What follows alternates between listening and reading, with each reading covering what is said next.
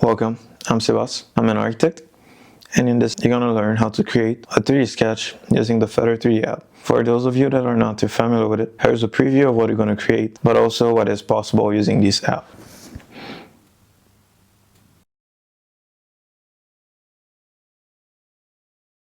I've always loved sketching. For me, it's the best way to express my ideas and being fascinated about 3D. And ever since I discovered the Grease Pencil tool in Blender, I've been looking for a way to bring the same experience on the iPad. With the Feather 3D app, you can sketch directly in 3D like you would on any piece of paper with the added dimension, which allows you to move around your sketches, create great presentations, and just get lost in your thought, explore one project in different angle without having to start over a new drawing every time.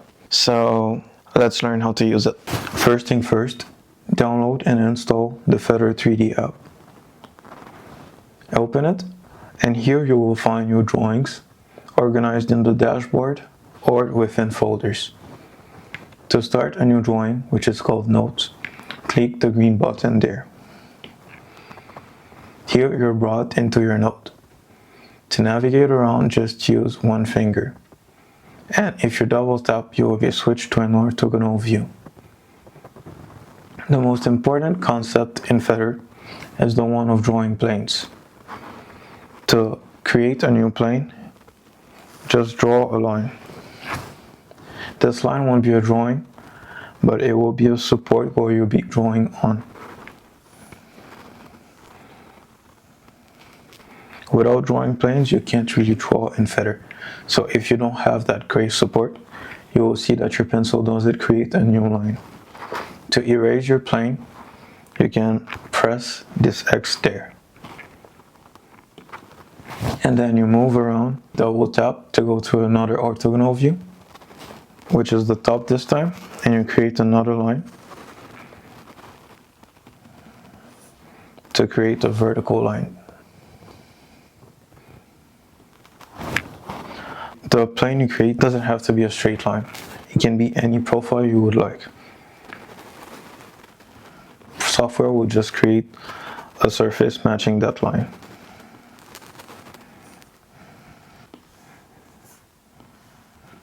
In the app, lines are not the only way you can create planes. If you already have some lines drawn, like we have here, you can select the second option, select different lines, and create a plane between them.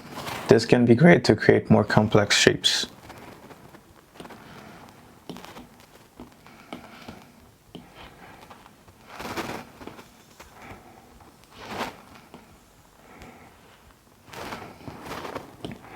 Lastly, you can also use primitives, which are just basic volumes, as supports.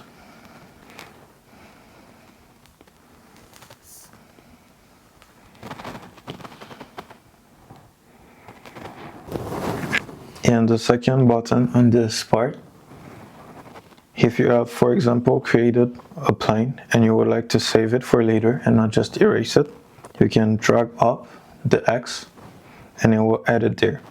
You can rename it. If you press once, it will keep it, but it won't be active, and you can add other lines, other planes. And if you press it again, it will completely disappear. And lastly, in the last section, you have all your visual options. Here you can turn on the X, Y, and Z axis. And by default, the grid is on, but I generally like to keep it off. Here you can change the color of your background or import a picture as a background. The app also have many different rendering options. If we switch nodes, we can, for example, turn on and off shadows, play around with how light or dark the light seems, or add depth of field, create pixel art, or add textures. To use those different options, especially the shadow and textures, you will need to use a special type of lines. Now let's start creating the building. First, I would rename my base layer to draft.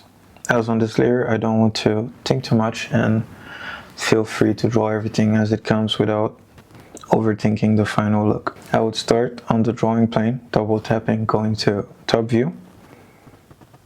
I would create my building. Here, let's say we have a little long building that comes out on top of the water, a little long house, and a second volume that curves around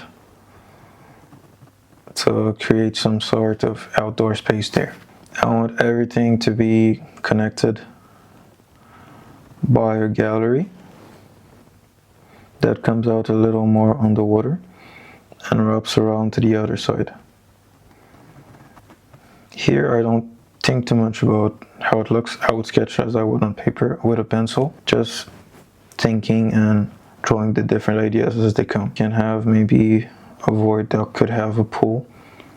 And then once I'm satisfied with the base, I would start drawing the vertical lines. To do it, I go again to the top view, but you can also do it from a side view. And draw a plane at the first edge. Before drawing the verticals, I would add a little person just to give it some sort of scale. And then I would start drawing my house. Once you get comfortable with it, you won't have to be switching all the time to the orthogonal view, as you will start to have a feel of how the perspective will affect your line. So here I'm creating some sort of shading and maybe connect it with a gable roof to add more space in this area. To work faster, I like to copy my lines and move them around. Just always make sure you have everything selected. This allows you not to have to draw everything and to work a lot faster, which is often what we're trying to do with sketching. It's about communicating and exploring your ideas as fast as you can, but you often get lost in it and it takes longer than you think. And just like that, you already start to have a sense of how the volume will look. You can then go, maybe here, create another line, another plane, and draw the top edge of the gable roof.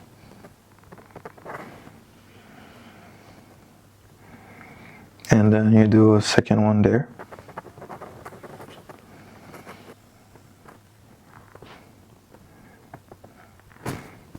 To finalize your base. From here I would start just moving around and think about how I can make the space a little better.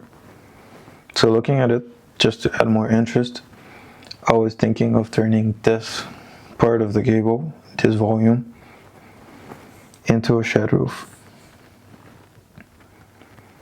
So I would cut it there, create a new plane, and extend that line. And maybe I feel like this would be way too tall, so I'm thinking of just cutting it maybe there. And here, if we look at the scale, maybe inside, this could be a second volume and someone could easily walk there, and this could be a room. Now I would go again and do the same, copy it. And if you're in this mode for moving things around, this point becomes your center, so you can easily move things around that point.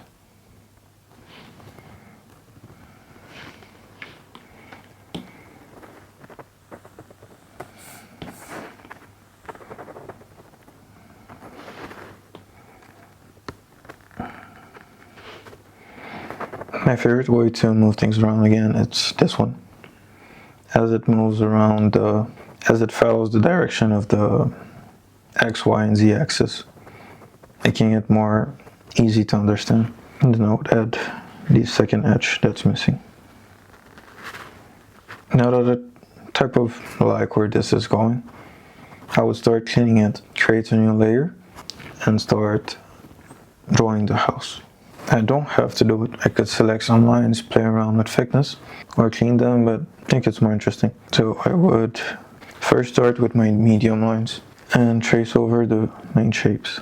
Here, as I already know, I would erase that part. The great thing with layers is you can work on one without affecting your base sketch. So I can start cleaning without losing my base. And the other reason I have a low opacity on my base layer is that makes me understand what is from the base layer and what I'm drawing on the clean lines. You can also use different colors if you don't want to use transparency.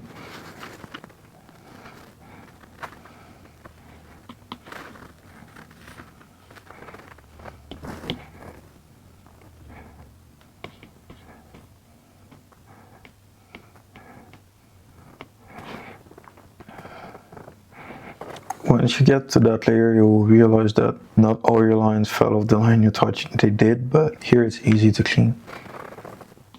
So I would sometimes turn off the base layer just to see if it looks clean, if I have some overlaps, like here, and start cleaning. And then continue drawing.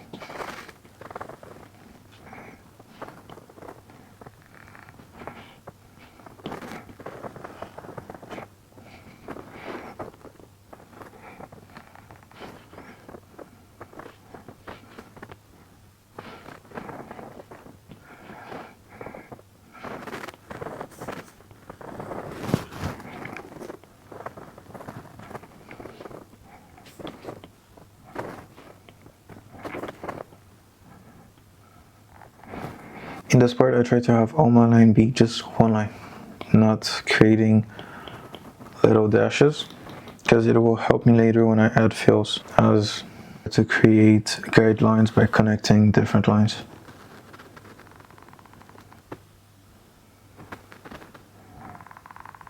Again, it's a sketch, so it won't really be the most precise thing, but the idea is just to explore and fix as you go.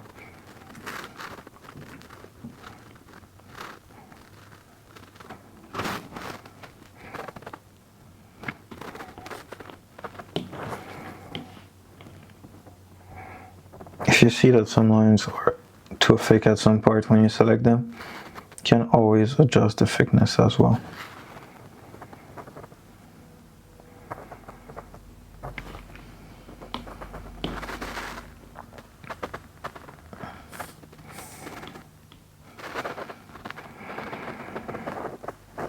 So I was thinking that maybe the deck and gallery go almost to the edge, but don't really touch the house, leaving some sort of gap.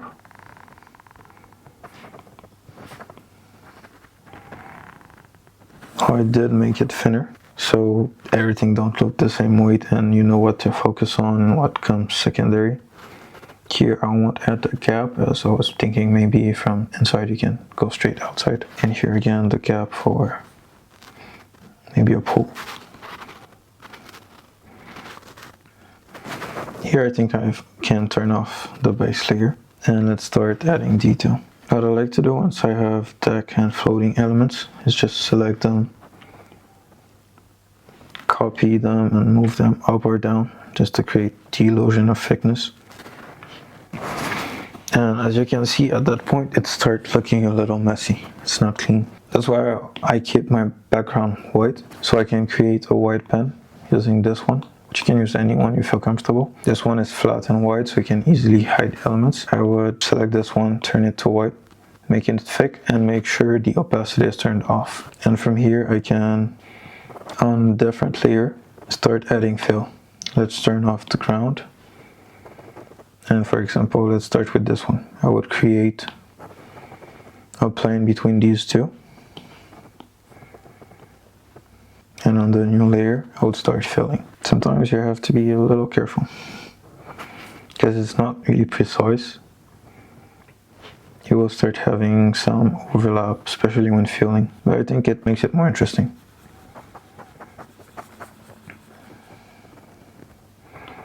And this is why on that stage I was trying to have all my lines as clean as possible, because I can just select them and start filling.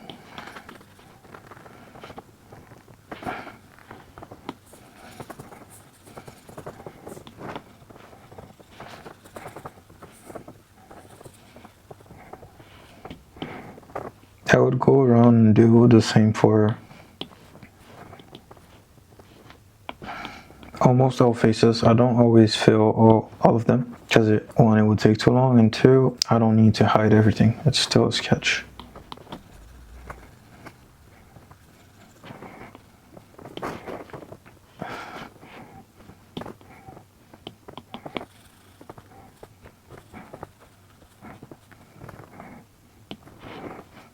And I don't always use the connecting lines. Sometimes it might just be faster to sketch it yourself. And I often like to leave a little gap between my plane and the lines to make sure they don't overlap and that the line always appear in front. Here I'm already starting to think about the animation, so I know which lines I want to show and which ones I want to hide.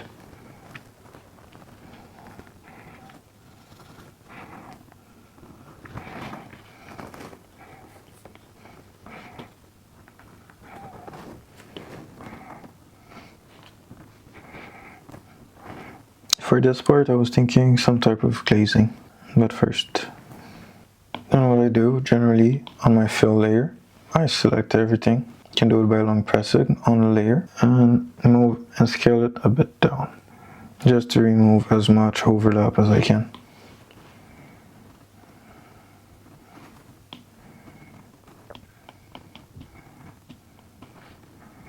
Then I would go and start adding details on another layer again, using a much thinner line. Here, for example, I was thinking of having mostly glazing.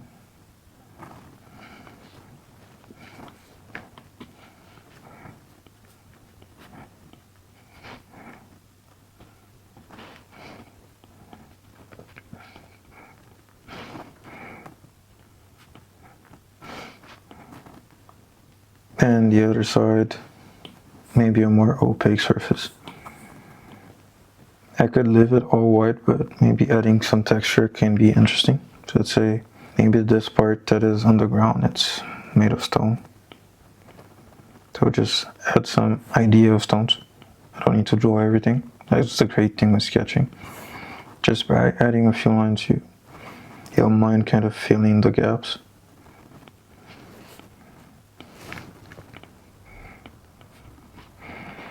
Right now I'm not really thinking about openings on that side yet, but as I develop the concept, maybe I'll start adding. And here, as I have the pool, maybe this top part fully closed with wooden slats. And here, maybe more glazing. It could maybe be a door that you can open and get out in the pool. And when I have sloped roof, I like to add some lines just to give it more details. Just a few ones to mark the slope. And maybe add the direction of it, so you can kind of feel it better if you are in the top plan view.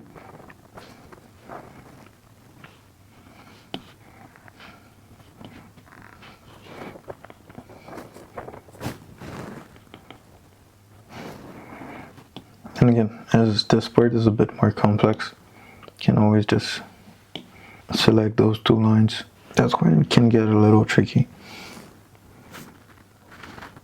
And the great thing is you can also select your plane and move it around.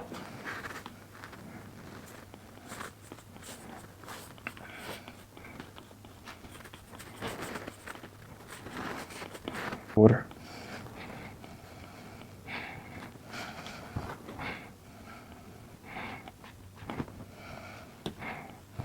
Same on both sides.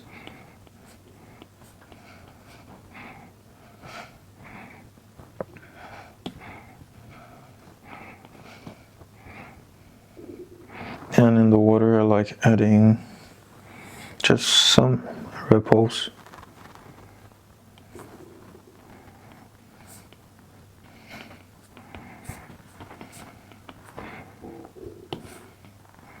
And some texture on the deck as well. It's a wooden deck. So it would have some lines just to make it look like it has some planks. Again, I don't draw everything. It's just to give the idea. Here I will probably add some fill as well. I generally like to keep my drawing black and white, but you can't always change it. Like here, play around with the colors. Maybe to say like, to really show that it's the different texture.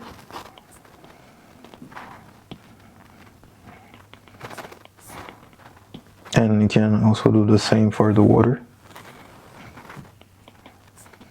Here I like to turn opacity, as it makes it look almost like watercolor.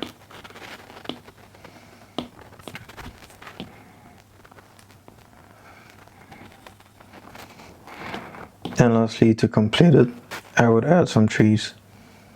So on one plane, I would draw like a basic tree. Some shade in it. And just duplicate it. Select everything and move it around. Here you can start scaling them so it doesn't look like it's the same one every time.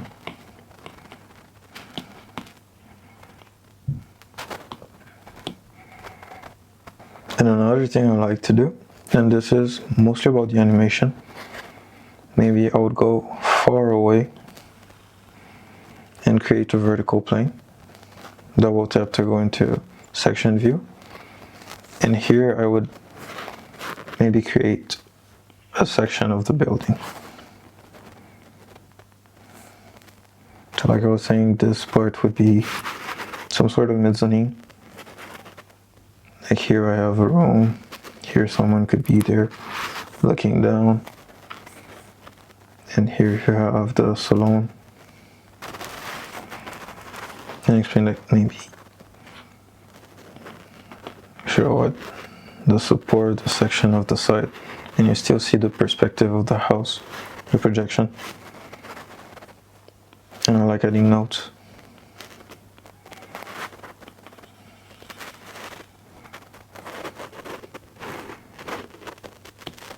And you see, once you go back in perspective, you don't really see it. Now lastly, let's create our animation. If you go there to the 3 lines, you can go into view and then you select sequence. You can select some views you like.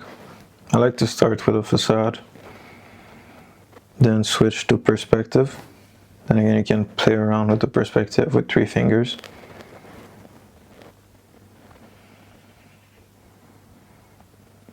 Maybe I would like to have a top view.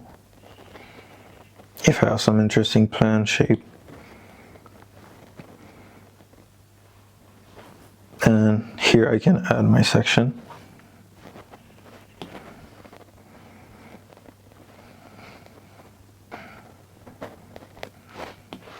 And I like to create some sort of loop. So my first frame is always my last frame. And just like that, I have a quick animation of my concept.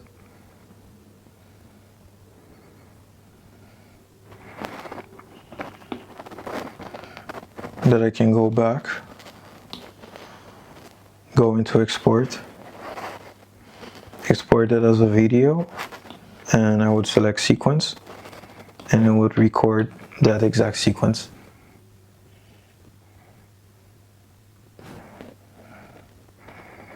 That I can then go and save as a video or share directly to another app. Thank you for following up, and if some of you have created some sketches, please share them with me. I can't wait to see what you have created. Tag me on Instagram with your animation, or share every questions or doubt you have here in the chat, or DM me directly, and I can't wait to see what you have created. Thank you.